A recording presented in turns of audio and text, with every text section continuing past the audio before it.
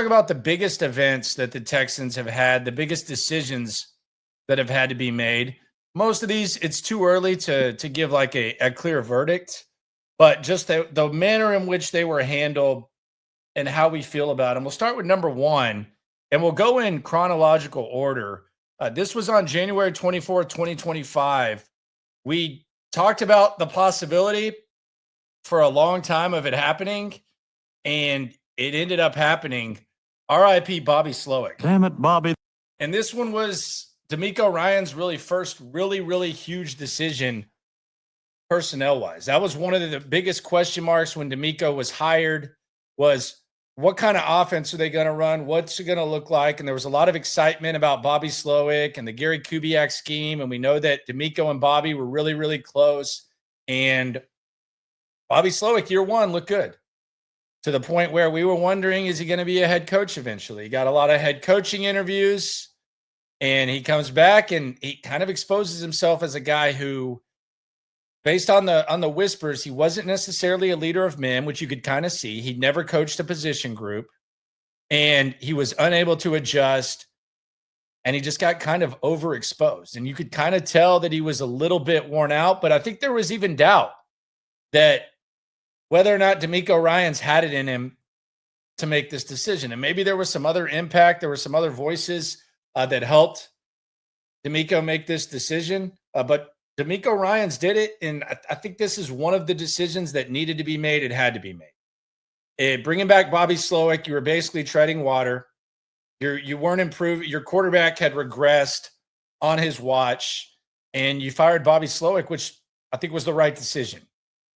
And we'll see what happens with Nick Caley, but this is going to be one of the problems and one of the things that we spoke about when DeMeco Ryans was hired, which I fully support.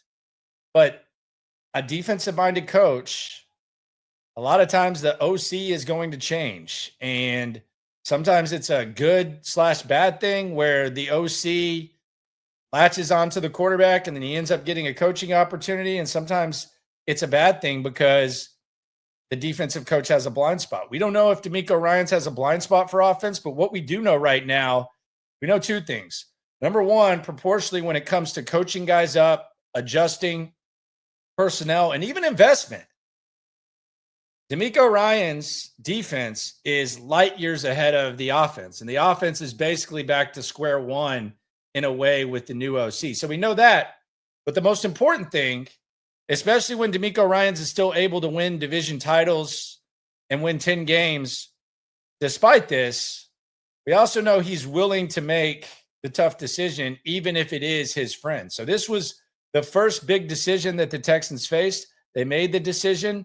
If this is an ongoing thing, I don't know what the consequence will be, but firing Bobby Slowik. Damn it, Bobby. Good move for DeMeco Ryans and the Texans, which led to, on February 3rd, the hiring of Nick Caley.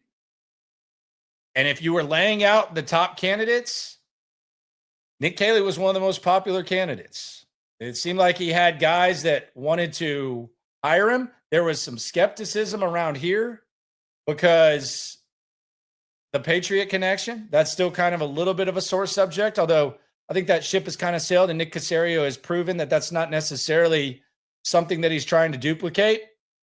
But you ended up hiring Nick Caley, and your guess is as good as mine of what that's going to look like. We'd like to see perhaps a combination of the New England offense when he was there and the Rams offense, in which multiple slots, really good adjustments, good relationship with the quarterback, McVay and Stafford, and obviously Brady and McDaniels.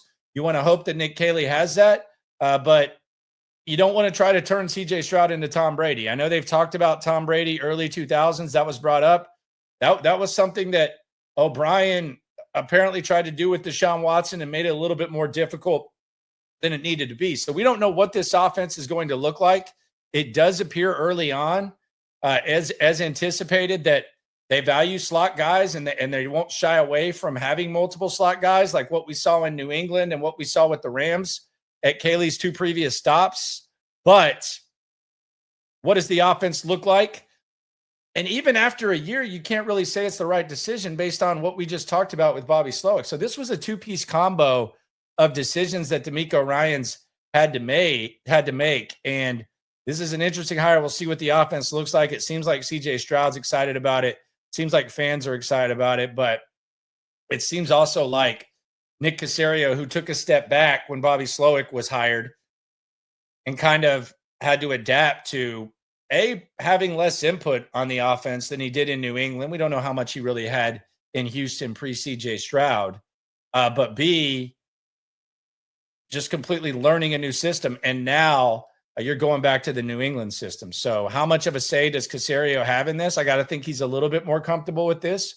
He knows Nick Caley, and this is kind of maybe part of the give or take relationship that DeMeco Ryans and Nick Caserio do have. So that's the two-piece combo right there. Offseason started very, very quickly. The first couple of weeks, offense. You have a defensive-minded coach. You got to handle it. You got to figure it out on offense, and you fire Bobby Slowik, and you hire Nick Caley.